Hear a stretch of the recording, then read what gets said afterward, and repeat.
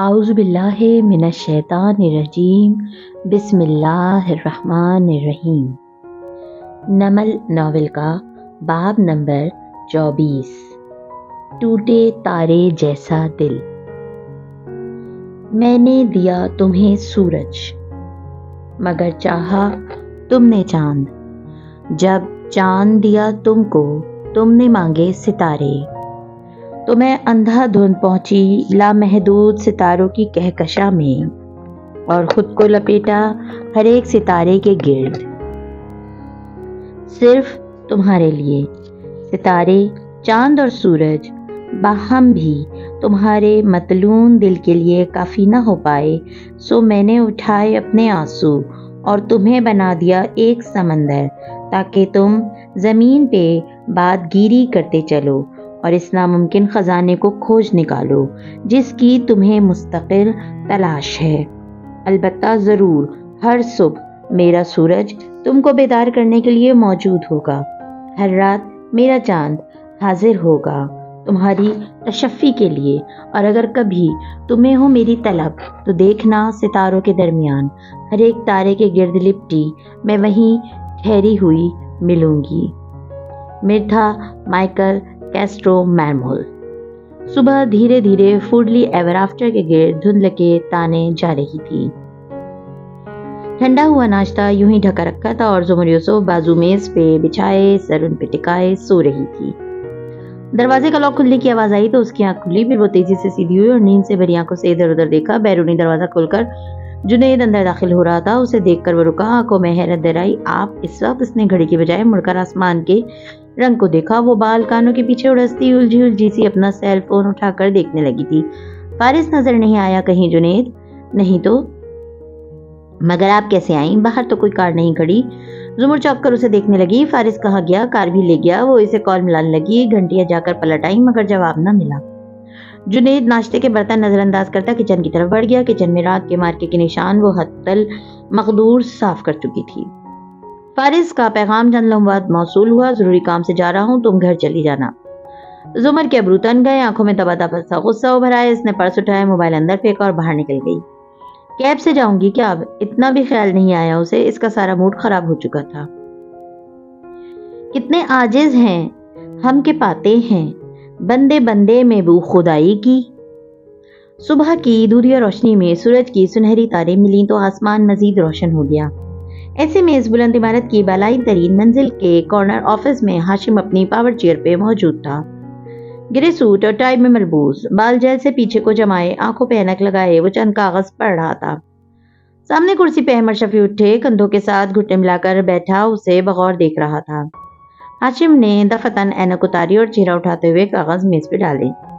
بیکار یہ سب، اس میں کہیں ثابت نہیں ہوتا کہ ہنن نے او سی پی کو بلیک میل کیا تھا، لیکن اس سے یہ بات ضرور ثابت ہوتی ہے کہ اس نے او سی پی کی بیٹی کی ویڈیو تباہ کرنے کے عوض کوئی تحفہ وصول کیا تھا، اور ان میلز میں حمیرہ کو یہی بتا رہی ہے، مگر ظاہر ہے حمیرہ یہ نہیں سمجھ سکی کہ یہ تحفہ لیک شدہ پیپرز تھے۔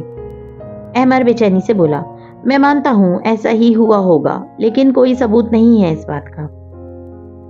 ہاشم نے کندھے اچکائے تھے۔ احمد گہری سانس لے کر کھڑا ہوا، پھر میں نئی نوکری تلاش کرنا شروع کر دیتا ہوں سر۔ شکریہ، آپ نے میری بات سنی۔ وہ واپس مڑا اور چند قدم دور گیا جب ہاشم نے پکارا، تم اپنے آفس میں واپس جا سکتے ہو، میں بات کر کے مکر نہیں جاتا، میں اس کو دوسرے طریقے سے استعمال کرنے کا ارادہ رکھتا ہوں۔ وہ فون اٹھاتے ہوئے کہہ رہا تھا۔ احمد نے مڑ کر اسے دیکھا اور مسکرایا، شکریہ سر۔ وہ باہر نکلا اور دروازہ بند کر کے مکہ فضا میں لہرایا، یس، اور آگے بڑھ گیا۔ حلیمہ نے بے اختیار اسے سر اٹھا کر دیکھا۔ اندر ہاشم فون کان سے لگائے میز پہ رکھی اپنی ڈاک کھول رہا تھا، ساتھ ہی وہ ناخوشی سے انگریزی میں تیز تیز بولتا جا رہا تھا، کون سا کیس؟ کوئی کیس نہیں چلے گا، میں نے 6 ماہ سے پہلے اگلی تاریخ نہیں دینی ان کو، بوڑھا کر دوں گا ان کو۔ یوں ہی ڈاک کلک کلک کرتے اس نے چند لفافوں کو بنا کھولے ردی کی ٹوکری میں اچھال دیا اور کچھ کو علیحدہ رکھ دیا، اور یہ تبھی تھا جب اس نے وہ لفافہ دیکھا۔ بات کرتے ہوئے اس کے ابرو بچے، وہ پرانے کاغذ کا پیلا زدہ سا لفافہ تھا، دیکھنے سے بھاری معلوم ہوتا تھا۔ اس نے تعجب سے موبائل رکھتے ہوئے اسے اٹھایا، الٹ پلٹ کر دیکھا، پھر پیپر نائف کے ساتھ لفافہ چیک کیا، اندر کوئی دبیز شے تھی۔ ہاشم نے انگلی سے کھینچ کر باہر نکالا، وہ ایک سبز پاسپورٹ تھا، فرنٹ کور اور چند صفحات۔ اس نے پہلا صفحہ پلٹایا اور ایک دم وہ سیدھا ہو کر بیٹھا۔ پاسپورٹ ہولڈر کی تصویر سامنے تھی، बड़ी शेव वाला सादी यूसुफ, लेकिन पासपोर्ट अधूरा था। इसने अलट पलट कर देखा, फिर लिफाफे में झांका, अंदर और पुराने तर्ज का कागज तय किया रखा था। हाशिम ने उसे निकाला। उस पर अंग्रेजी में गोया कलम दावाज से चंद अल्फाज तहरीर थे। सादी यूसुफ को अदालत में दहशतगर्द साबित करने के लिए पासपोर्ट काफी है, लेकिन इसका मुकम्मल होना जरूरी है। इसने ये ट्रैश कैन में उछाल दिया था। मैंने इसके सारे टुकड़े जमा कर लिए। अगर तुम चाहते हो कि मैं तुम्हें इसके मुकम्मल कर दूं तो तुम अपने ट्विटर अकाउंट से ये नंबर लिखकर ट्वीट कर दो, मैं समझ जाऊंगा। फकत एक खैर ख्वाह। नीचे एक नंबर दर्ज था, रियाजी के चंद बेसरोपा हिंसे। वो कुछ देर सोचता रहा, फिर इस लिफाफे समेत तमाम अशिया को दराज में डाल दिया। इसी पल इसका फोन बजा। Block number calling. इसने मोबाइल कान से लगाते हुए एहतियातन हेलो कहा। सर, क्या आप मेरी बात सुन सकते हैं? वो खावर था। हाशिम ने एक नजर बंद दराज को देखा और फिर गहरी सांस ली। मैंने सादी यूसुफ की जान बचाई थी। खावर, मेरा इसके साथ बहुत ही इख्तिलाफ सही। वो अपनी इस वीडियो के बाद में इससे नफरत करने लगा हूँ, लेकिन एक मुहिब वतन लड़के को दहशतगर्द करार दे देना, ये जुल्म मैं नहीं करना चाहता। किसी को मारना अलग बात है, जीते जी मारना बिल्कुल अलग। और मुझे इसकी जरूरत भी नहीं है। केस कभी अदालत में नहीं चलेगा, इसलिए मुझे उस पासपोर्ट की जरूरत नहीं है जो तुम रिश्वत के तौर पे भेज रहे हो मुझे। Sorry sir. कौन सा पासपोर्ट? वो अपनी जगह उलझ गया था। मैंने आपको कुछ नहीं भेजा सर। फिर रवानी से बोला, अगर आप मुझे अपने बंदों से तलाश करने के बजाय मेरी बात सुन लें तो मैं आपके वालिद के कत्ल का मुअम्मा हल करने के लिए तैयार हूँ, लेकिन इसके लिए आपको मुझ पर एतबार करना होगा। फिर वो ठहर कर बोला, आपके लिए मैंने अपनी जिंदगी के इतने साल लगा दिए, मगर आपने मुझसे एक दफा भी नहीं पूछा कि मैं बेगुनाह तो नहीं हूँ। क्या मेरा इतना भी हक न था? सर, एक दफा तो पूछा होता सर कि मेरे बाप का कातिल कौन है, फिर मैं पाताल से भी उसको खींच कर लाता। मगर आप इस लड़के की बातों में आ गए। सुनो खावर, जल्दी बदेर, मेरे आदमी तुम्हें ढूंढ लेंगे, इसलिए अब दोबारा फोन ना करना। नागवारी से कहते उसने फोन रखकर लैपटॉप खोला। अलबत्ता दिमाग की एक बत्ती मुसलसल जलने बुझने लगी थी। अगर खावर नहीं था तो ये तीसरा कौन था? दो दरमियान में कूद पड़ा था। चंद मिनट ही में वो काम कर पाया और फिर एकदम से इसने फोन उठाया और एक नंबर मिलाकर उसे कान से लगाए, माथे पर डाले। वो घंटी सुनता रहा। तुमने कहा था तुम इस आखिरी चीज की कीमत लगाओगी। क्या वो ये पासपोर्ट है जो तुमने भेजा है? कौन सा पासपोर्ट? अलीशा ने हैरत से दोहराया। अदाकारी मत करो, वो उकताकर कह रहा था। जब तुम्हारा एक मेमोरी कार्ड था मेरे पास। हाशिम एकदम सीधा होकर बैठा। तुम्हारे बाप का कंप्यूटर हैक किया था ना मैंने, याद है? वहीं से कुछ मिला था मुझे, मगर वो मालूमात ऐसी थी कि मैं उनको इस्तेमाल नहीं कर सकती थी। सोचा किसी और को दे दूं, वरना तुम तो मेरी जान ले लोगे। खैर, अब वो ये सब काम मेरे लिए बेकार है। अब वो तुम्हें मैं नहीं दे सकती क्योंकि अब वो मेरे पास नहीं रही। तो मैं मुल्क छोड़कर हमेशा के लिए तुम्हारी जिंदगी से जा रही हूँ। हाशिम फोन बंद करके सोचता रहा। अगर वो सच कह रही थी तो भी औरंगजेब के कंप्यूटर में कम से कम वारिस गाजी की फाइल्स तो थी नहीं, सो वो इसके हाथ नहीं लगी होंगी। बाकी हर चीज की खैर है। सर झटक कर वो दोबारा काम करने लगा। इस बार वो तलखी है, रूठे भी नहीं हम। अब के वो लड़ाई है कि झगड़ा न करेंगे हम। अस्पताल के चमकते फर्श वाली राहदारी खामोश और सद पड़ी थी। फारिस ने कमरे के दरवाजे पे उंगली की पुश से दस्तक दी, फिर दरवाजा धकेला तो अंदर का मंजर खुलता चला गया। बेड पे लिहाफ्ता ने आपदार टेक लगाए बैठी थी और एक नर्स इसके पीछे तकिए बराबर कर रही थी। इसके सुर्ख बाल पूनी में बंधे थे और चेहरे पे मुर्दनी छाई थी। कलाइयां सख्त पट्टियों में बंधी थी और वो बुरे मूड के साथ नर्स से नकाहा से कुछ कह रही थी। जब आहट सुनी तो चेहरा फेरा। इसे चौखट में खड़े देखकर निकाहों में ताहियर दराया। सांस भी थम गया। फिर सर के खम से अंदर आने का इशारा किया। वो सलाम कहता अंदर दाखिल हुआ। कमरा वसीओ अरीज और पुरतैश था। वो खिड़की के करीब रखे शाहाना तर्ज के काउच पे बैठ गया और टांग पे टांग चढ़ा ली। फिर लबों पे बंद मुट्ठी रखे खामोशी से आबदार को देखने लगा। अभी ने नजरें झुका ली। नर्स बाहर निकली तो वो हल्के से खंकारा। कैसी तबीयत है आपकी? आबदार ने आगे उठाकर उसे देखा, फिर नकाहत से मुस्कुराई। अब ठीक हूँ, जरा रुकी। बाबा से मुलाकात हुई आपकी? मेरी शक्ल पे गधा लिखा है। क्या जवान के होते हुए इधर आता? वो निकले हैं तो आया हूँ। क्या मैं उनके होते हुए इधर आ सकता था? वो संजीदगी से बोला। अंदाज में काट सी चुप थी। वो चुप हो गई, नजरें झुका ली। क्यों क्या किया आपने ऐसा? आपके वो नरमी से बोला तो वो अपने पट्टियों में बंधे हाथों को देखने लगी। आंखें पानियों से भर गईं। मुझे और कुछ समझ नहीं आया। आप मेरी कॉल नहीं उठा रहे थे, तो अगर मैं आपको कुछ हो जाता तो उठा लेता आपकी कॉल। ऐसा कौन करता है? अपने वालिद का तो सोचना था। आबदार ने भीगी आंखें उठाई। वो सर झुकाए बैठी थी और इसके आंसू गालों पे लुढ़क रहे थे। मैंने आपको इतनी कॉल्स की, आप क्यों नहीं आए? मैं मसरूफ था। किसके साथ? इसने आंखें उठाकर तेजी से पूछा तो वो इतनी तेजी से बोला, आपका हक है ही पूछने का। आबदार की उस पे जमी आंखों में मोटे मोटे आंसू उतरने लगे। आप चले जाए। और वो पीछे से अपने तकिए जोड़ने लगी, गोया उसे जाने का अंदिया देकर अब लेटने लगी हो। आबदार वो कहते हुए उठा, मगर दरवाजे की तरफ जाने के बजाय इसने चंद कदम आगे बढ़ाए।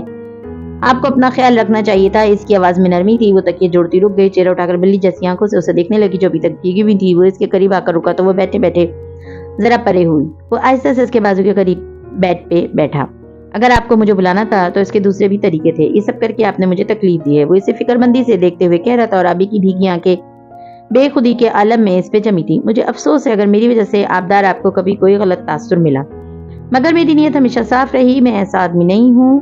वो इस पे नजरें जमाए दुख से कह रहा था, क्योंकि मैंने अपनी सारी जिंदगी बहुत एहतियात से गुजारी है। जिसके ऊपर दिल हारा, इसके नाम को भी अपने नाम के साथ आलूदा होने नहीं दिया। इसलिए कोई आपके नाम के साथ मेरा नाम जोड़े, मुझे इस बात ने बहुत परेशान किया है, इसीलिए इधर आया हूँ। नरमी से उसे समझाते हुए कह रहा था। अभी के लब मुस्कुराहट में ढलते गए, आंखें हुनूस डुबडुबाई हुई थी। आपको मेरी फिक्र थी, जाहिर है मुझे फिक्र थी। उसी नरमी से कहते हुए फारिस ने हाथ बढ़ाया और उसका पट्टियों में लिपटा हाथ थामा। आबदार का सांस रुक गया। वो एकटुक उसे देखे गई। इसलिए मैं चाहता हूँ कि आप दोबारा कभी ऐसी हरकत न करें। इसकी आंखें अभी की आंखों पे जमी थीं और दोनों हाथों में इसकी बहनी कलाई थाम रखी थी। पहले आप वादा करें कि मेरे बुलाने पे आ जाया करेंगे। फारिस ने गहरी सांस ली। मैं वादा करता हूँ। मैं मिस उबैद एक शादीशुदा आदमी हूँ। क्या आपको मालूम है कि एक शादीशुदा आदमी को कैसे डील किया जाता है? कैसे? वो चैलेंजिंग अंदाज में मुस्कुराई। वो उसे देखता रहा चंद पल, चंद साते बिना पलक झपके, और फिर एकदम फारिस की उंगलियों ने उसकी कलाई को पट्टी को झटक दिया। आबदार की करह निकली, मगर इससे पहले कि वो हक्का बक्का सी अपना हाथ छुड़ाती, वो दृष्टि से एक हाथ इसकी कलाई थामे दूसरे से लिपटी लिपटी पट्टी खींच कर उतार रहा था। छोड़ें, क्या कर रहे हैं? वो चिल्लाई, मगर फारिस ने पट्टी की आखिरी तह नोच कर परे फेंकी और इसकी कलाई उठाई। वो बेदाग थी, खराश तक न थी। जिस तरह आपके वालिद साहब ने मुझसे बात की, मुझे बहुत बुरा लगा। वो होते कौन है मुझे कसूरवार ठहराने वाले? इसकी आंखों में आंखें डाले वो घुराया था। आबदार का चेहरा सफेद पड़ा, आंसू तक खुश्क हो गए। मैंने आबदार बीबी 4 साल जेल में गुजारे हैं। वहाँ ऐसे ऐसे लोग होते थे जिनकी शक्ल देखकर भी आपकी जान निकल जाएगी। मैंने इनके साथ सरवाइव किया है। आपके ये बेकार ड्रामे सरवाइव नहीं करूंगा। क्या? इसकी कलाई को जोर का झटका देकर छोड़ दिया। वो चलती उसे देख रही थी। वो सुर्ख पड़ती आंखें इस पे जमाए उंगली उठाकर बोला, आइंदा अगर आपने मुझे कॉल की या मेरे नाम के साथ अपना नाम जोड़ना चाहा या मेरे घर और रेस्टोरेंट का रुख भी किया तो मैं किस हद तक जा सकता हूँ ये बताने की जरूरत नहीं है मुझे। बात आई दिमाग में या नहीं? गुस्से से बोलता वो उठ खड़ा हुआ। अभी ने चल नजर उठाकर उसे देखा। तो आप यहाँ सिर्फ अपना नाम साफ करने आए थे? जी हाँ, क्योंकि जब मैंने आपको कभी कोई गलत तासुर दिया ही नहीं तो आपकी इन जज्बाती हरकतों के लिए मुझे जिम्मेदार ना ही ठहराएं। आपके वालिद साहब तो अच्छा है, मैं इनके बाप का मुलाजिम नहीं हूं जो उनकी बातें सुनूंगा, इसलिए उनसे कहिएगा मेरे मुंह न लगे या आइंदा। बरहमी से बोलता एक कहर आलूद नजर उस पे डालता उठ खड़ा हुआ। फारिस दरवाजे तक पहुंचा था जब उसने आवाज दी। इसने चौंक कर मुड़ को देखा। वो अपनी दूसरी कलाई की पट्टियां नोच नोच कर उतारी थी। फारिस के बुरू इकट्ठे हुए, मगर इससे पहले कि वो इसे रोक पाता वो कलाई बराना होकर चुकी थी। ये है वो जो मैंने काटी थी। गिला आमेज नजरों से उसे देखती वो बोली। फारिस ने बेख्तियार इसकी पहली कलाई को देखा जो सिवाय जरा सी खरोच के साफ थी। अलबत्ता ये वाली कलाई ये बुरी तरह जख्मी दिखाई देती थी। लम्बे भर को वो कुछ नहीं बोल सका। वो तुम्हारे लिए फारिस गाजी ऐसा कभी नहीं करेगी। फारिस ने बड़ी मुश्किल से कदम उठाए थे। वो कुछ कहे बगैर तेजी से बाहर निकल गया और अब हसियानी अंदाज में खुद से लगी सुइयां और नालियां नोच नोच कर फेंकने लगी थी। इसके बर्फ हुए आंसू अब रवानी से गिरने लगे थे। सवादे दर्द में तन्हा खड़ा हूं, पलट जाऊं मगर मौसम नहीं है। सूरज की नरम गर्म रोशनी मोर चाल को इस धुंध आलूद सुबह में भी देखा रही थी। जुमर वापस आकर अंदर जाने के बजाय लॉन में घास पे रख के झूले पे आ बैठी थी। ठंडी हवा इसके घुंघराले बाल उड़ा रही थी, मगर वो बेनियाजी से इसी तरह बैठी रही। आंखें मूंदे झूला झूलती रही। जूते और पर्स घास पर ही इधर उधर लुढ़क के पड़े थे। भलाई मंजिल की खिड़की से अंदर झांको तो हुनैन लैपटॉप के आगे जुड़ी बैठी थी। दिलचस्पी से वो स्क्रीन पे लिखी बातें पढ़ रही थी। साथ बेड पे उकड़ू बैठा उसामा थोड़ी घुटने पे टिकाए गुमसुम सा नजर आ रहा था। निचली मंजिल का मंजर कुछ आम सा मुख्तलिफ था। नुदरत और हसीना किचन में थी। नाश्ते की महक, पराठों की खुशबू, बर्तनों की अटापटा। नुदरत बहन बहुत खुश से और जोश से एहतमाम कर रही थी। लॉन में बैठे अब्बा भी सदाकत को झपट झपट कर एक कोना साफ करने को कह रहे थे। जानती थे सादी जुमर की तरह कितना नफासत पसंद है। हसीना को खूब ताव चढ़ रहे थे। निरा ड्रामा है सारा खानदान। ना मैं पूछती हूँ जख्म वाले मुंह लिए सूखे सड़े लड़के में रखा क्या है जो सब इसके लिए पागल हो रहे हैं। सीधे मुंह सलाम तो इसने मुझे किया नहीं। अब तहो वाले पराठे बनाओ इसके लिए। वो रात से खिड़की की तरह घूम रही थी और अब दिल चाह रहा था इस पराठे में जहर मिला दे। बेलन को आटे पे बराबर करते बढ़ाते हुए इसने सर उठाया तो चौकी। सादी कंधे पे बैग लिए चेहरा झुकाए किचन के बाहर खुलते दरवाजे से बाहर निकल रहा था। नुसरत अभी अभी लाउंज में गई थी। सादरी दूसरी जानिब से आया था, सो किसी ने इसे आते नहीं देखा था। हसीना चंद लम्हे तो खड़ी रही, फिर बेलन रख कर बाहर निकली। नुसरत और अब्बा मुश्ताक तौर पे सदाकत को डांट रहे थे। सैम जीने उतरता रहा, सर झुका हुआ था। वो आखिरी सीढ़ी तक पहुंचा तो हसीना कमर पे हाथ रख के आंखें घुमाकर मजे से तला दे रही थी। उसामा भाई वो तो चला गया सामान समेत, अब नाश्ता बनाऊं या ना बनाऊं? कौन? उसामा सर उठाकर ना समझी से उसे देखने लगा, और फिर जिस लम्हे उसे समझ आई वो एकदम बाहर को भागा। लाउंज एक जस्ट में अबूर करता वो पोर्च के दरवाजे से बाहर निकला। हसीना ने हूं सर झुटका, पागल। उसामा ने बाहर आकर गर्दन इधर उधर घुमाई, वहां सादी कहीं न था। जुमर झूले पे आंखें मूंदे सर पीछे गिराए बैठी थी। भाई चला गया फुप्पो। जुमर ने चौंक कर आंखें खोली। वो हवस भागता सा उस तक आ पहुंचा था। आपने भाई को जाते देखा? हाँ, दरवाजा खुलने की आवाज सुनी थी, ध्यान नहीं दिया, मगर वो आया कब और वो चला क्यों गया? वो हैरान सी जगह से उठी। याद आया रात फारिस फोन पे कुछ कह रहा था। उसामा ने रूहान सा होकर उसे देखा, क्योंकि मैंने उनको कहा था कि बाहर घने दरख्तों की कतार के साथ सड़क पर वो सर झुकाए चलता जा रहा था। बैग कंधे पे था और हाथ जीन्स की जेबों में थे। सादी, उसने वो आवाज सुनी तो कदम जंजीर हुए। वो ठहरा, फिर धीरे से मुड़ा। दूर 10-12 मीटर के फासले पे जुमर खड़ी थी। रात वाले झिलमिलाते सियाह लिबास पे, जैकेट पहने, घुंघराले बाल आधे बंधे, वो बहुत दिल गिरफ्ता सी उसे देख रही थी। वहीं दूर खड़ी, नंगे पांव, उससे चंद कदम वो पीछे उसामा खड़ा था, मगर उसने चेहरा झुका रखा था। सादी के चेहरे पे कर्व सा उभरा। जुमर में अपना यद भरी निगाहें जमाए, बार बार कुछ कहने को लब खोलता फिर बंद कर देता। पहलू में गिरी मुट्ठियां कभी बीच लेता, कभी ढीली छोड़ देता। नंगे पांव खड़ी जुमर ने सीने पे बाजू लपेटे और मखमूम मुस्कुराहट के साथ उसे देखा। खुदा हाफिज कहे बगैर जा रहे थे क्या? और इस सलाम का क्या जो खुदा हाफिज से पहले करना था? सादी अपनी जगह से नहीं हिला, वहीं खड़ा उसे उन्हीं मखमूम नजरों से देखता रहा। दोनों के दरमियान कई गज का फासला था। सलाम, उसने सर के खम से सलाम किया। आवाज गीली रूखी सी थी। तुम हमारी सलामती चाहते हो तो जा क्यों रहे हो? वो ठहरे हुए अंदाज में, ऊंची अंदाज में बोली। नहीं रह सकता यहाँ, वहशत होती है मुझे, दिल टूटा हुआ है मेरा। वो जब बोला तो अल्फाज सरगोशी में अदा हुए, मगर निगाहें जुमर पे जमी थीं। इनमें बेचारगी, खुदतरसी, शिकस्तगी सब कुछ था। ऐसा ही होता है जब 3 गोलियां लगती हैं और सारे अपने छोड़ जाते हैं, ऐसा ही लगता है। वो पुकार कर बोली थी, जैसे सब आपके बगैर मजे कर रहे हैं और सिर्फ आप तन्हा अज़ियत काट रहे हैं। मैं इससे गुजर चुकी हूँ, तुम गुजर रहे हो। चुनाव तुम्हारे हाथ में है। वो करना है जो मैंने 4 साल पहले किया था, सबको अपनी जिंदगी से बाहर धकेल कर दरवाजे बंद करके खुद को अकेला करना है, या फिर दरवाजे खोलना है और रोशनी को अंदर आने देना है, क्योंकि कुछ लोग इस काबिल होते हैं कि इनके लिए पिघला जाए। बोलते बोलते उसको सांस चढ़ने लगी थी, मगर उस पर निगाहें जमाए वो कह रही थी, तुमने चुनना है, तुमने फैसला करना है। अपने खानदान से दूर रहकर खुद को जोड़ लोगे तो जाओ, खुदा हाफिज कहकर निकल जाओ। और अगर मेरी गलतियों से सबक सीखना है तो वापस आओ और मुझे सलाम कहो। वो कहकर सीने पे बाजू लपेटे खड़ी मुंतजिर सी उसे देखती रही। इसका दिल अंदर से बहुत जोर से धक धक कर रहा था। अगर वो चला गया तो मेरे अंदर का जहर सबको हर्ट करेगा, अगर मैं यहाँ रहा तो। नहीं सादी, बात यह है कि तुम्हें नफरत है उस काम से जो हुनैन ने किया, क्योंकि तुम्हें मोहब्बत है हुनैन से। फैसला तुमने करना है, इसके काम से नफरत ज्यादा शदीद है या उसकी मोहब्बत ज्यादा शदीद है। जिसमें ज्यादा शिद्दत होगी वो तुमसे चुनाव करवा लेगी। सादी ने खाली खाली आंखों से उसे देखा और उसके अक़ब में चेहरा मोड़े खड़े सहम को। मुझे नहीं लगता अब किसी को मेरी जरूरत है, सब मेरे बिना रह सकते हैं। उसामा के झुके चेहरे पे एक आंसू लुढ़का था। इसीलिए सब तुम्हें अपनी जिंदगी में वापस लाना चाहते हैं? जरूरत के तहत नहीं, किसी को तुम्हारी जरूरत नहीं है सादी, मगर मोहब्बत के तहत। और क्या तुम्हें अभी तक समझ नहीं आया कि रिश्ते वो ज्यादा खालिस होते हैं जिनमें मोहब्बत जरूरत पे हावी हो जाए? और इस लम्हे घने दरख्तों की कतार के करीब छाया में खड़े सादी यूसुफ को इस धुंधली सुबह सब कुछ साफ नजर आने लगा था। एकदम से दिमाग और दिल के आईने की सारी गर्द किसी ने हाथ फेर कर साफ कर दी थी। वो चौंक कर जुमर को देखने लगा और अभी तक सीने पे बाजू लपेटे खड़ी मोहब्बत भरी नजरों से वो उसे देख रही थी। सादी ने बैग नीचे डाल दिया, फिर कदम कदम चलता वो फासला अबूर करने लगा। जुमर वहीं खड़ी रही। वो आगे बढ़ता आया, यहाँ तक कि इसके मुकाबिल आके खड़ा हो गया और फिर आगे उठाई और अस्सलाम वालेकुम कहते हुए इसके गिर्द अपने बाजू लपेट कर उसे खुद से लगाया। मैं कहीं नहीं जा रहा, मुझे कहीं नहीं जाना। उसामा खामोशी से सादी की साहब का जगह तक आया और उसका बैग उठाकर घर की तरफ बढ़ गया। जुमर ने उससे अलहदा होते हुए मुस्कुरा कर नर्म आंखों से उसके चेहरे पे हाथ फेरा, उसे देखा। वेलकम होम, یہ وہ بچہ تھا جس کو اس نے انگلی پکڑ کر چلنا سکھایا تھا، جو رات کو کہانی سنے بغیر نہیں سوتا تھا۔ اسے آج بھی کہانیاں سنانے کی ضرورت پڑتی رہتی تھی۔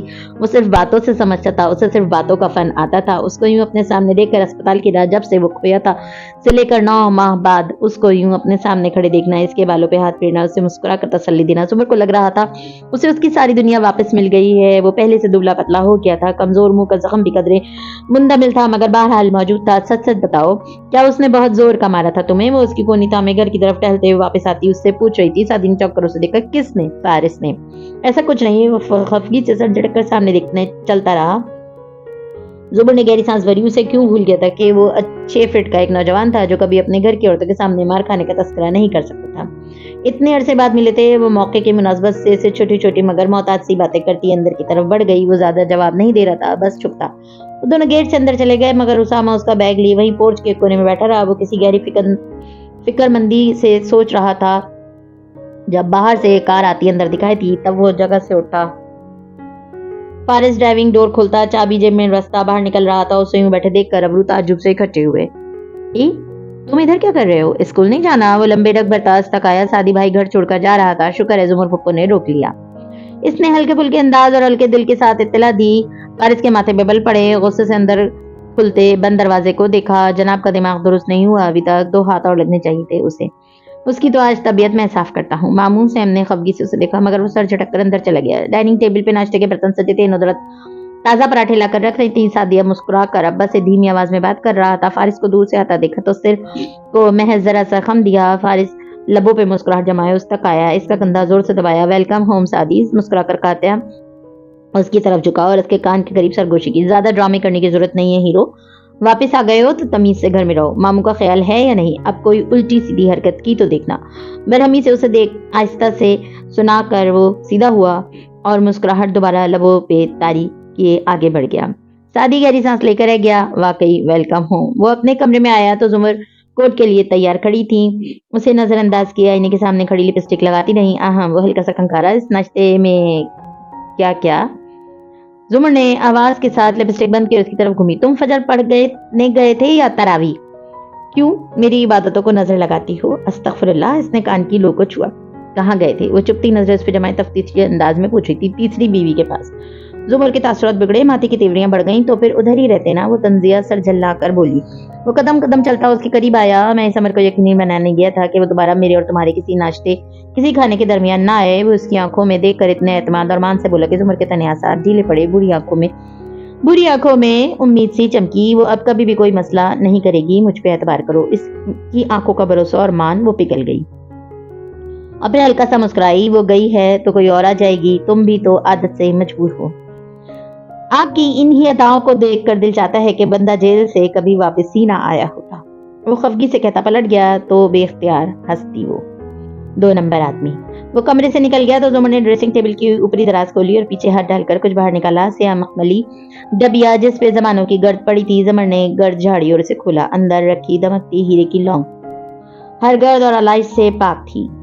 وہ مسکرا دی۔ اس نے لونگ کی ڈبی پرس میں ڈالی اور بال برش کرنے لگی۔ فارس غازی جب آج یا کل اسے یہ لونگ پہنے دیکھے گا تو اس کی کیا تاثرات ہوں گے؟ وہ اس کی وہ شکل دیکھنے کے لیے بےتاب تھی۔ زمر باہر آئی تو فارس سمیت باقی سب ناشتہ کر رہے تھے۔ اسے پہلے دوا لینا تھا۔ سو کچن میں آئی۔ گول میز پہ حنین اکیلی چائے پی رہی تھی۔ ہونا تم ادھر؟ حنین نے چہرہ اٹھا کر اسے دیکھا۔ جی میں ادھر ہی ہوں، اسی گھر میں، لیکن کوئی بات نہیں، اگر آپ مجھے بھول گئیں تو کوئی بات نہیں۔ اگر آپ کو میری کمی محسوس نہیں ہوئی ہونا تو ہمیشہ سے پس منظر میں ہوتی ہے۔ یہ اتنے مہینے تو آپ کی نظر میں سعدی یوسف کے سیڈ ریمائنڈر کے طور پہ موجود تھی، اس کے لیزر ورژن کے طور پہ، مگر اب وہ آ گیا ہے تو میں بھی اپنی پرانی جگہ پہ واپس آ گئی ہوں۔ آپ تو آپ کے لیے ہمیشہ سعدی سب کچھ تھا، صرف سعدی۔ سو آپ ناشتہ انجوائے کرو، میرے لیے گلٹی فیل نہ کریں۔ مجھے اپنی بدصورت سچائیوں اور اپنے اندر موجود شیاطین کے ساتھ رہنا آ گیا ہے۔ وہ چائے کا مگ اور سیل اٹھا کر سادگی سے کہتی اس کے ساتھ سے باہر نکل گئی۔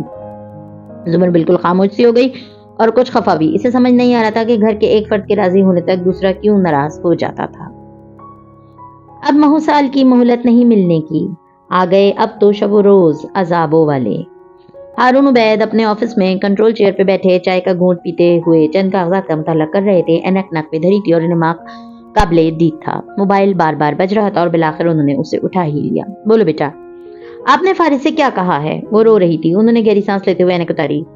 جو امین نے مجھے کہا تھا کہنے کو یہی کہ تم اسپتال اس لیے ہو کہ خیر میں جانتا ہوں امین غلط بیانی کر رہا تھا اور اگر تمہارے توجہ حاصل کروانے والے کام ختم ہو گئے ہوں تو گھر واپس چلے جاؤ، کسی کو معلوم ہوا تو نیا تماشا بنے گا۔ وہ سادہ اور مصروف انداز میں کہہ رہے تھے بابا آپ ہمیشہ میرے ساتھ یہی کرتے ہیں۔ وہ روتے ہوئے چلائی تھی آپ نے کبھی مجھے کچھ نہیں دیا، ہمیشہ میرا راستہ روکا، ہمیشہ مجھے ہرٹ کیا، آئی ہیٹ یو بابا، آئی ہیٹ یو۔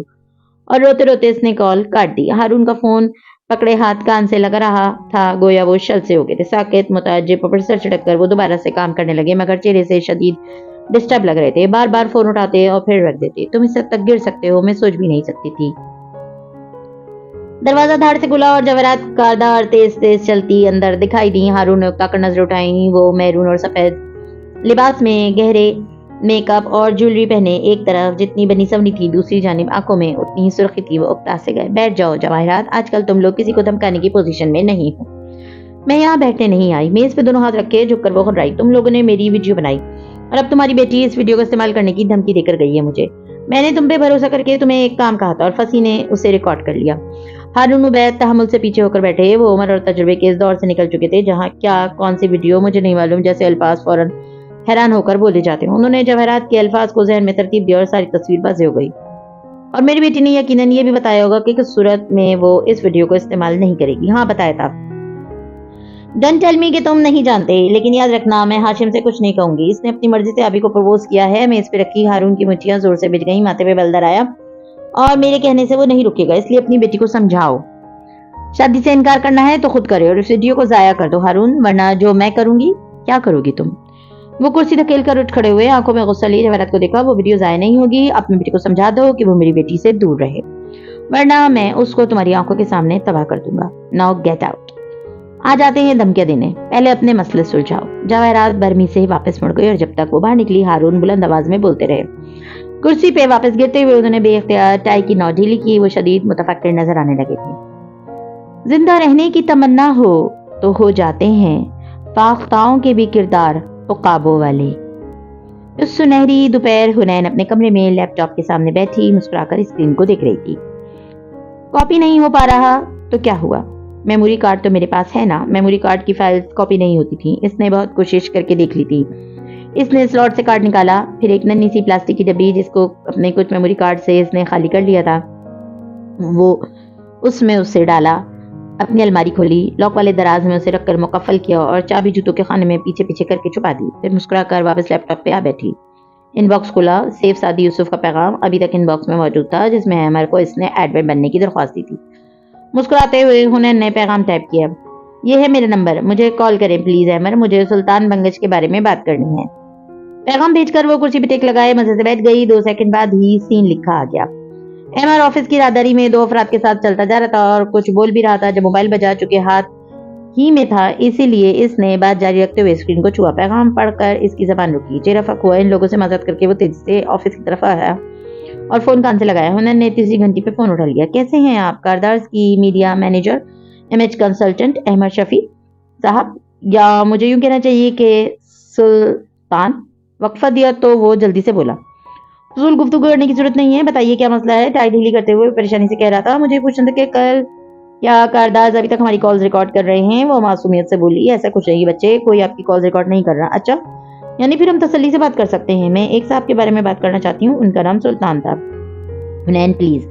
اس نے پیشانی آستین سے پوچھی، سفید چہرہ لیے وہ مصرف سا فون کان سے لگائے آفس میں ٹہل رہا تھا۔ نہیں احمد شفیع پلیز، تو میں بولوں گی اب 1 گھنٹے کے اندر اندر ہمارے تمام فونز اور کمپیوٹرز کی مانیٹرنگ ختم کر دینی چاہیے، ورنہ میں اپنے پی ٹی سی ایل سے اپنی پھپھو کو کال کروں گی اور ان کو وہ دلچسپ کہانی سناؤں گی سلطان صاحب والی، اور میں روز یہی کروں گی، روز اپنے ایک رشتہ دار کو کال کر کے ان کو وہ کہانی سناؤں گی، اور ہماری کالز ریکارڈز کرنی ہے یا نہیں یہ فیصلہ آپ کا ہے۔ بائے۔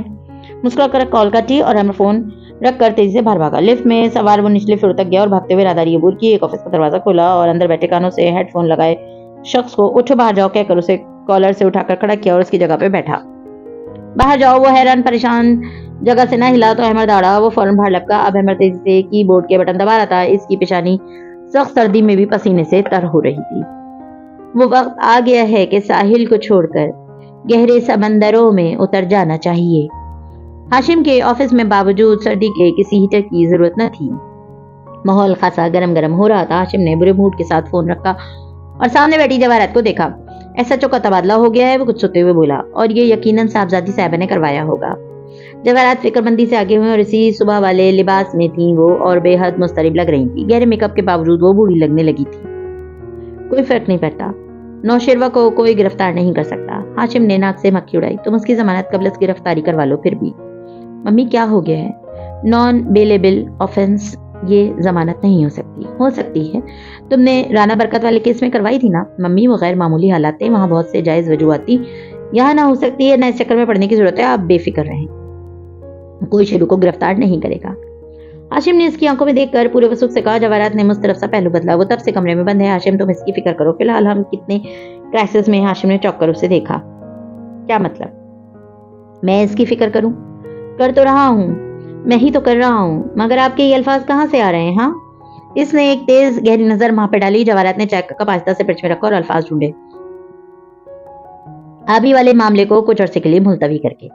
ایک منٹ ممی، اس نے سختی سے ہاتھ اٹھا کر اسے روکا۔ جواہرات کی سانس تک اٹک گئی۔ میں نے اس کو پرپوز اس لیے نہیں کیا تھا کیونکہ آپ مجھے بار بار ترغیب دلاتی تھی، میں نے یہ فیصلہ اپنی وجہ سے کیا تھا۔ میری بھی اپنی زندگی ہے جسے میں آپ لوگوں کو غلطیاں درست کرنے میں ختم نہیں کر سکتا، وہ معاملہ جہاں ہے وہیں رہے گا، اس کے بارے میں کچھ کہنے کی ضرورت نہیں ہے۔ جواہرات نے آستگی سے اس بات میں سر ہلایا، البتہ اس کی رنگت پھیکی پڑ چکی تھی، وہ بے حد شکست خوردہ نظر آ رہی تھی۔ وہ پرس اٹھائے آفس سے باہر نکلی تو احمد چلا آ رہا تھا۔ وہ اس کے ساتھ سے گزرنے لگی تو احمد نے قریب ہو کر سرگوشی کی۔ مسز کاردار، میں یوسف کے فون ٹیپ ہٹوا رہا ہوں۔ جواہرات نے چوک کر اسے دیکھا، پھر آنکھوں میں غصہ دھرایا۔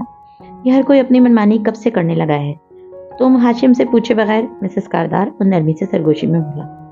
وہ لڑکا سادی، وہ کال کر کے کسی سے خاور کی بات کر رہا تھا، خاور کو پھنسانے کی، آپ کا نام لے رہا تھا، میں اسی لیے ٹیپ ہٹوا رہا ہوں، بے فکر رہیں، میں آپ کا وفادار ہوں، سمجھانے والے انداز میں وہ بولا تو جواہرات گہری سانس لے کر رہ گئی۔ رنگت مزید پھیکی پڑی، ہر طرف سے گھیرا تنگ ہو رہا تھا، ہر شخص ٹائم بم بنا ٹک ٹک کر رہا تھا۔ ٹھیک ہے، تم نے درست کیا، ویسے بھی اب کال ٹیپنگ کی ضرورت نہیں رہی ہے، وہ تھکے تھکے سے انداز میں کہہ رہی تھی۔ احمد نے غور سے اسے دیکھا۔ مسز کاردار پریشان مت ہوں، میں آپ کے ساتھ ہوں۔ راہداری میں باریک ہیل سے چلنے کی آواز آئی تو وہ دونوں جو قدرے الگ تھلگ کھڑے تھے چوک کر دیکھنے لگے۔ سامنے سے شیرین چلی آ رہی تھی، رنگ برنگے کپڑوں میں ملبوس، بالوں کو الٹے سیدھے فیشن کے مطابق باندھے۔ وہ ان کو نظر انداز کر کے ہاشم کے آفس کی طرف بڑھ گئی۔ جواہرات کی چپتی نظروں نے دور تک اس کا تعاقب کیا۔ احمد، مجھے خاور سے نجات چاہیے، وہ بے بسی سے دبی دبی آواز میں کہہ رہی تھی۔ ہاشم کہہ رہا تھا، اس نے کال کی ہے، اس کو ہمیں کچھ کرنا ہوگا۔ احمد، ہم کو اس عہد میں تعمیر کا سودا ہے جہاں لوگ معمار کو چن دیتے ہیں دیوار کے ساتھ۔ شام کا نیل گوں اندھیرا ہر پل گہرا ہوتا جا رہا تھا۔ کالونی کے گھروں کے پورچ اور گیٹ کی بتیاں جلنے لگی تھی۔ مغرب کی صدا بلند ہو رہی تھی، پرندے گھروں کو لوٹ رہے تھے۔ ایسے میں فارس قاضی کالونی کی مسجد میں موجود تھا۔ سنگ مرمر کی چوکی پہ بیٹھا وہ جھک کر نل سے وضو کر رہا تھا۔ پانی اس کے کانوں کی لو اور تھوڑی سی ٹپک رہا تھا اور نظریں جھکی ہوئی تھی۔ پاؤں دھو کر وہ سیدھا کھڑا ہوا، پھر سوٹر کی آستین برابر کرتا صحن کی طرف بڑھ گیا۔ مسجد دھیرے دھیرے نمازیوں سے بھر رہی تھی۔ اسے پہلی صف میں جگہ نہیں مل سکی، شاید اس نے کوشش ہی نہیں کی، ابھی اتنی جلدی اتنے آگے کھڑے ہونے کی ہمت نہ تھی۔ تیسری صف میں وہ دو نمازیوں کے درمیان کھڑا ہو گیا، پیر سے پیر ملا لیا۔ ارد گرد موجود لوگوں کی اکثریت کو وہ نہیں جانتا تھا، علاقہ نیا تھا، ابھی جان پہچان میں وقت لگنا تھا، اسی اجنبی ہجوم میں وہ تنہا تھا۔ لوگ بولتے باتیں کرتے صفیں برابر کر رہے تھے، وہ بھی سر جھکائے کھڑا رہا۔ امام صاحب نے تکبیر تحریمہ پڑھی تو اس نے کانوں تک ہاتھ اٹھائے، اللہ اکبر کہتے بازو سینے پہ باندھے۔ اب وہ قدرے پرسکون انداز میں عربی کلمات پڑھنے لگا تھا۔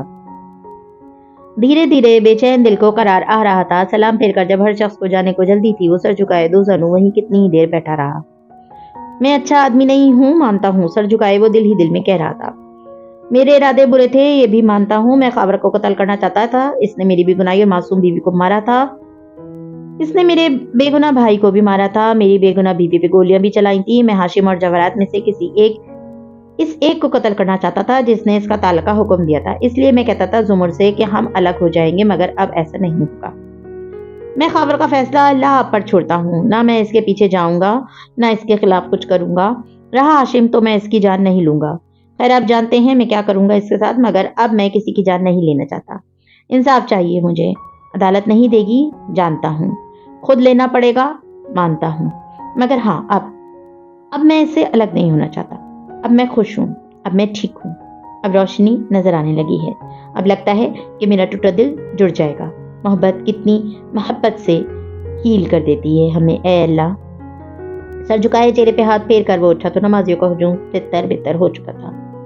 وہ چپ چاپ مسجد سے نکل آیا، جوتے پہنے اور ٹھنڈی خوشگوار ہوا میں چلتا ہوا گھر کا فاصلہ عبور کرنے لگا۔ اس کا چہرہ پہلے سے پرسکون اور مطمئن لگتا تھا۔ اس کے جاگرز میں مقید پیر تارکول کی سڑک عبور کر رہے تھے، تیز تیز، اور شاید گزرے برسوں کا فاصلہ بھی طے کر رہے تھے۔ نیل گو اندھیرا بڑھتا جا رہا تھا، تارے آسمان پہ نمودار ہونے لگے تھے، ٹھنڈے میٹھے تارے۔ وہ دونوں سنیما کے ہال میں موجود تھے۔ اندھیر کرسیوں پہ پیچھے کو ٹیک لگائے وہ کان کی لو مسلتا نگاہیں اسکرین پہ جمائے ہوئے تھا۔ گاہے بگاہے ساتھ بیٹھی زرتاشا کو بھی دیکھ لیتا، جو بالوں کے ہیئر بینڈ میں مقید تھی، ہاتھ میں پکڑے نیچوز وقفے وقفے سے کھاتی نماز سے اسکرین کو دیکھ رہی تھی۔ یہ مر جائے گا۔ کچھ دیر بعد وہ بے چینی سے بولی، فلم سے بور کر رہی تھی۔ زرتاشا نے چوک کر اسے دیکھا۔ آپ نے دیکھ رکھی ہے پہلے؟ وہ ناراض ہوئی۔ نہیں یار، صاف پتہ چل رہا ہے۔ اچھا اب ایسی شکل مت بناؤ، اسے دیکھو۔ زرتاشا نے خفگی سے سر چٹک کر چہرہ واپس موڑا تو وہ گہری سانس بھر کر رہ گیا۔ چند لمحے بعد انٹرمیشن کا نشان ابھرا اور ہال کی بتیاں جل اٹھیں۔ لوگ اٹھ کر باہر جانے لگے۔ وہ دونوں وہیں بیٹھے رہے۔ 3-4 لڑکوں کا گروہ ان کی قطار میں آگے بڑھتا انتقا رہا تھا، گویا اب ان کے سامنے سے تنگ سی جگہ سے گزر کر جائے گا۔ وہ فارس کی دائیں طرف سے آ رہے تھے، سو فارس نے جاگرز لمبے کر کے نچلی قطار کی نشست پہ رکھ دیے اور سینے پہ بازو لپیٹے قدرے نیند دراز ہو گیا۔ لڑکے رک گئے، جان گئے وہ نہیں چاہتا وہ اس کی بیوی کے سامنے سے گزر کر جائیں۔ وہ واپس مڑ گئے۔ آپ کو میری بات یاد ہے، مجھ سے نہیں لڑیں گے، میرے لیے لڑیں گے۔ وہ مسکرا کر اس کو دیکھتے ہوئے بولی، اس کی آنکھیں چمک رہی تھیں۔ فارس نے ہلکے سے کندھے اچکائے۔ لڑتا ہوں تم سے، لڑتا تو ہوں، جانتی ہوں، مگر اس دن آپ نے روبینہ آنٹی کے سامنے میری حمایت کی کہ زرتاشا نے ایسی کوئی بات نہیں کی تھی، حالانکہ میں نے کہی تھی۔ وہ میکے میں کوئی بات سے بات نکلنے والے ایشو کا تذکرہ کرنے لگی تھی۔ مجھے پتا ہے تم نے کہی تھی اور تمہیں نہیں کہنی چاہیے تھی۔ زرتاشا ہر وقت دوسروں کے معاملات پہ کمنٹس نہیں دیتے اور ٹیکسٹ اور فون کالز پہ تو یہ کام نہیں کرتے۔ فونز پہ باتیں صرف بگڑتی ہیں کیونکہ پوری سمجھ نہیں آتی، لیکن جب کبھی تم خاندان میں کسی کے بارے میں کوئی بات کیا کرو تو اس کو اون کیا کرو، اس کے لیے لڑا کرو، اس پہ ڈٹ جایا کرو، کسی خالہ پپی یا بھابھی کے ڈر سے مکرنا جایا کرو کہ میں نے کسی کو نہیں بتایا، میں نے تو کچھ نہیں کہا وغیرہ۔ بات کو اس کے گھر پہنچایا کرو۔ مانا کہ میری غلطی تھی، مگر آپ نے ان کے سامنے میری حمایت کی، مجھے اچھا لگا تھا، وہ نرم مسکراہٹ کے ساتھ کہہ رہی تھی۔ فارس نے پھر ہلکے سے کندھے اچکائے۔ تم غلط کرو گی یا صحیح، میں دنیا کے سامنے ظاہر ہے تمہیں ہی سپورٹ کروں گا۔ اگر آپ اپنے گھر کی لڑکیوں کو ان کی غلطیوں کے لیے معاف کر کے ان کو سپورٹ نہیں کر سکتے، ان کا ہاتھ تھام کر ان کو پورے قد کے ساتھ کھڑا نہیں کر سکتے، تو آپ کیسے مرد ہوئے؟ انسان تو بہت سے ہوتے ہیں، مرد کوئی کوئی ہوتا ہے۔ بس اتنا بتا دیں کہ یہ فلم والا مرد مرے گا یا نہیں۔ وہ مسکراہٹ دبا کر بولی، میں اول تو اسے مرد مانتا نہیں ہوں، دوم ہاں یہ مر جائے گا۔ نہیں، میں نے یہ فلم نہیں دیکھ رکھی، میں نے صرف ریویو میں ساری کہانی صبح پڑھ لی تھی۔ وہ یوں ہی نیم دراز ٹیک لگائے مسکرا کر بتا رہا تھا تاکہ آپ میری فلم خراب کر سکیں۔ اس کی آنکھوں میں پھر سے ناراضی ابھری۔ مجھے ایک قدم آگے رہنا اچھا لگتا ہے زرتاشا۔ مغرب پوری طرح ڈھل چکی تھی، اس کے جاگر سڑک گویا اپنے نیچے لپیٹے تیز تیز فاصلہ عبور کر رہے تھے۔ سبز بلوں سے ڈھکا بنگلہ سامنے تھا۔ وہ گہری سانس لے کر ماضی کی یادوں کو ذہن سے رکھتا اندر داخل ہوا۔ لاؤنج میں وہی لوگ تھے جو روز ہوتے تھے، مگر آج لگتا تھا سب کے چہروں پہ مسکراہٹیں ہیں۔ راہداری سے گزرتے وہ کچن کے کھلے دروازے میں ذرا دیر کو ٹھہرا۔ سادی سلیب کے ساتھ کھڑا تھا اور سر جھکائے مسکرا کر سامنے کرسی پہ بیٹھی زمر کو سن رہا تھا، جو دھیرے دھیرے بتا رہی تھی۔ پھر ہم نے فارس کے کیس کے دنوں میں پرانی کتھائیں، طویل قصے۔ زمر کو اس کی طرف پش تھی، سادی نے بھی نہیں دیکھا۔ وہ ایک ثانیہ کو ٹھہرا، پھر اسے آواز دی، سادی۔ سادی نے چوک کر سر اٹھایا۔ زمر نے بھی گردن موڑی۔ فارس کو دیکھ کر اسے پرس میں رکھی لونگ یاد آئی، وہ ابھی تک نہیں پہنی تھی۔ اپنی بھول پہ افسوس ہوا۔ اپنا پاسپورٹ مجھے دے دو، اس نے عجلت میں پوچھا، گویا زیادہ دیر مخل نہیں ہونا چاہتا تھا، مگر مخل کرنے کا بہانہ بھی چاہیے تھا۔ وہ میں نے ڈسپوز آف کر دیا ہے، بے فکر رہیں۔ سادی نے سر کو جنبش دے کر تسلی کروائی۔ فارس کے ابرو تعجب سے کھٹے ہوئے۔ کیا مطلب ڈسپوز آف کر دیا ہے؟ میں نے کہا تھا میں اسے خود ڈسپوز آف کروں گا۔ وہ صباحت نے اپنا کریئر داؤ پہ لگا کر تمہارے لیے بنوایا تھا، تمہیں یقین ہے وہ کسی کے ہاتھ نہیں لگے گا؟ اس نے فرقہ مندی سے پوچھا تھا۔ اس کے اتنے ٹکڑے کیے تھے کہ اب وہ نہیں ملے گا کسی کو، فکر نہ کریں۔ سادی نے ہاتھ اٹھا کر تسلی دی۔ مگر فارس وہ کہہ رہا ہے تو اس پہ بھروسہ رکھو۔ زمر کی بات پہ اس نے اچھا جی کہہ کر سر کو خم کر دیا اور برے موڈ کے ساتھ آگے بڑھ گیا۔ وہ دونوں پھر سے باتوں میں لگ گئے تھے۔ آپ اکیلے نہیں ہیں۔ 2 قدم بڑھا تھا کہ سیم کے کمرے کے دروازے پہ کھڑی ہنر نے پکارا۔ وہ رکا، غور سے اسے دیکھا۔ اگر تم سمجھتی ہو کہ میں جیلس ہو رہا ہوں تو میں سمجھتی نہیں ہوں، مجھے یقین ہے۔ خیر ہے، ہوتا ہے ایسے۔ الفاظ کے برعکس اس کا لہجہ شگفتانہ تھا، چہرے پہ عجیب ویرانی تھی۔ کہہ کر وہ پلٹ گئی اور سیم کی بیڈ پہ آ بیٹھی۔ وہ ٹیوشن جاتا تھا اس وقت، اداس اور ویران۔ یکایک دروازہ بند ہو کر لاک ہونے کی آواز آئی تو انہوں نے چوک کر سر اٹھایا۔ فارس دروازہ مقفل کر کے کرسی لے کر اس کے سامنے آ بیٹھا اور آگے ہو کر غور سے اسے دیکھا۔ حنین، کیا مسئلہ ہے؟ سیم نے مجھے نہیں بتایا، مگر تمہاری اور سادی کی کیا لڑائی چل رہی ہے؟ ڈھیلی سی فرینچ چوٹی بنائے، کٹے بال ماتھے پہ پکے ریزر چہرے پہ لیے حنین کی آنکھیں ڈبڈبائی تھیں۔ آپ تو ہمیشہ 2 قدم آگے رہتے ہیں۔ آپ کو ابھی تک کسی نے نہیں بتایا کیا؟ مجھے واقعی نہیں پتا۔ وہ چھٹکا تھا۔ ہنا بھیگی آنکھوں سے اسے دیکھتی رہی۔ وہ آپ کو بتا دے گا بھائی، وہ بتا دے گا اور آپ مجھ سے نفرت کریں گے۔ فارس انسانی بغور اس کی آنکھوں کو دیکھتا رہا۔ کیا کیا ہے تم نے؟ الفاظ ہموار اور پرسکون تھے، مگر سوال قیامت تھا۔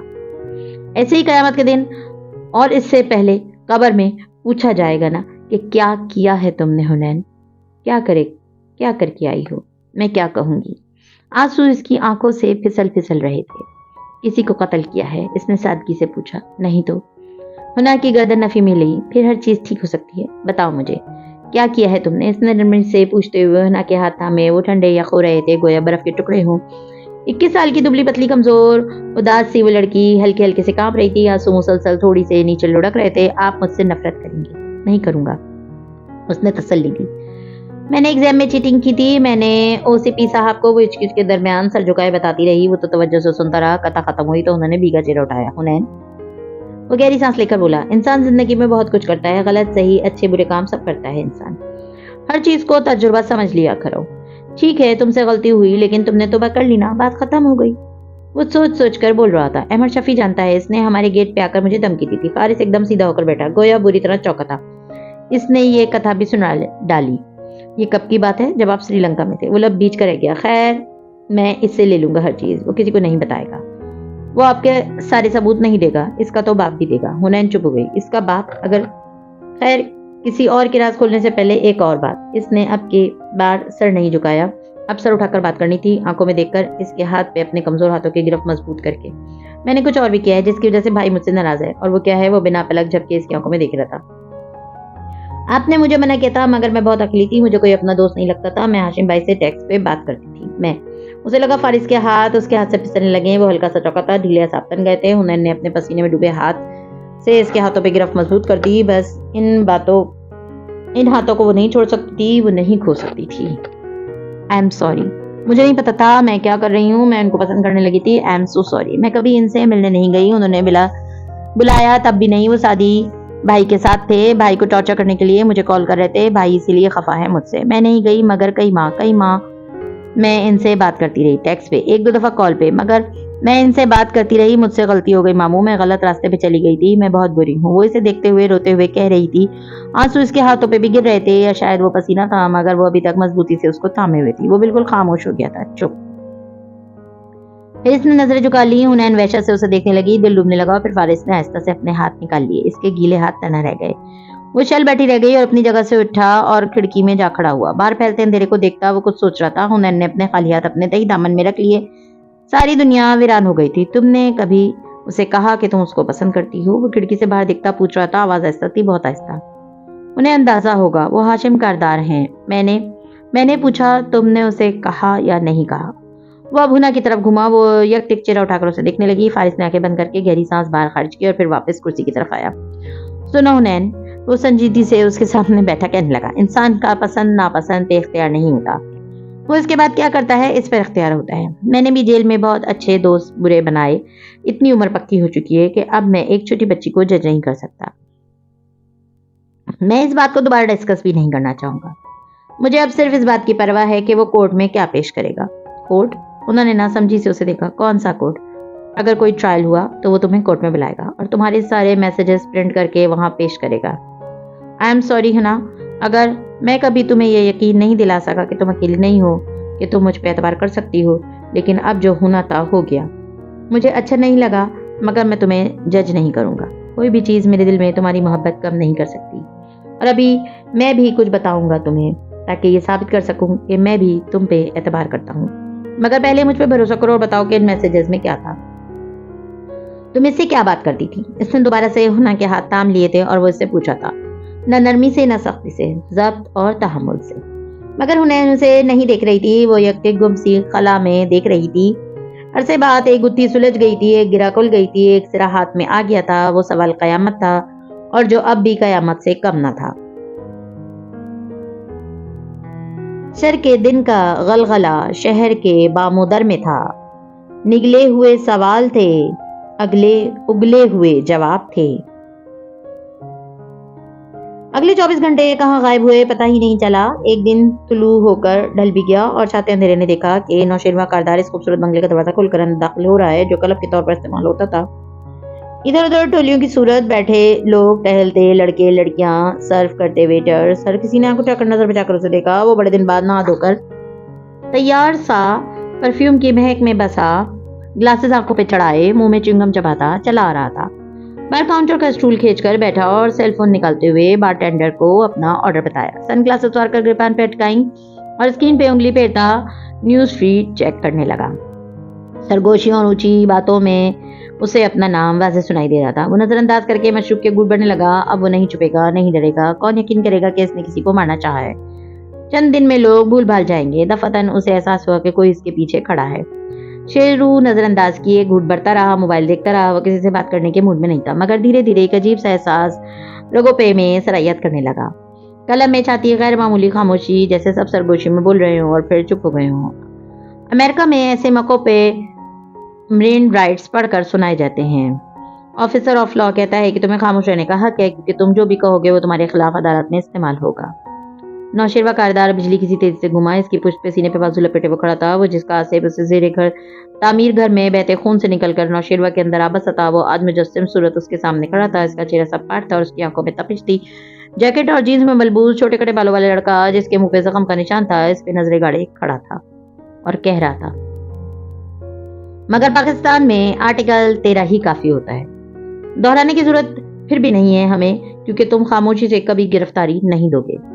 کسی نے کلب کے لاؤنج کی سفید بتیاں جلا دی تھیں۔ مدھم روشنیوں والا خوابناک ماحول یکدم جیسے تیز روشنی میں نہا گیا تھا۔ بے رحم سفید روشنی نے سب عیاں کر دیا تھا۔ سعدی یوسف کے ساتھ سیاہ وردی والے چند افراد کھڑے تھے۔ نوشیروان کا رنگ پھیکا پڑا تھا۔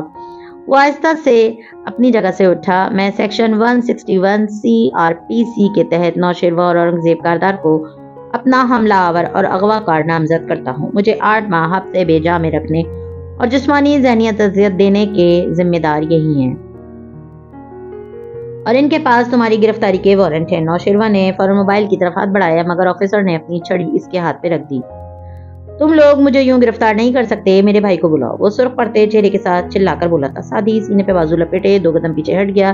ایک سپاہی آگے بڑھا اور نوشیروان کے ہاتھ تھامنے چاہے، مگر اس نے رکھ کر سپاہی کے منہ پر مکہ جڑ دیا۔ ارد گرد تماشبین لڑکے لڑکیوں نے موبائل کیمرے نکال لیے۔ کلک کلک تصاویر اور ویڈیوز بنائی جانے لگی۔ 3 سپاہیوں نے اس پہ حملہ کیا۔ وہ مزاحمت کرتا رہا، چلاتا رہا، گالیاں دیتا رہا۔ انہوں نے اسے سینے کے بل کاؤنٹر سے لگایا اور ہاتھ پیچھے سے باندھے۔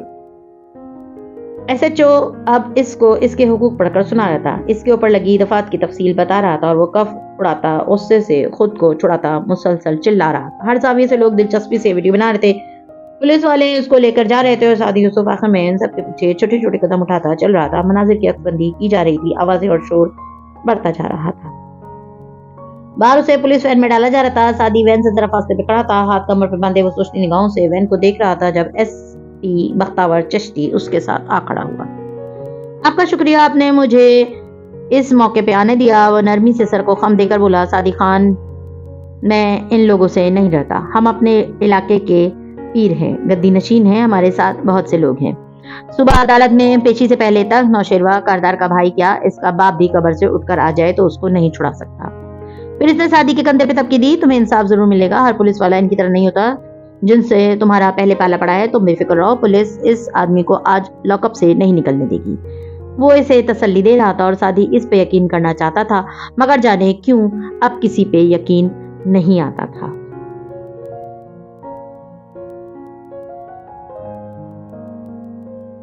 مزید ویڈیوز دیکھنے کے لیے ہمارے چینل کو سبسکرائب کیجیے۔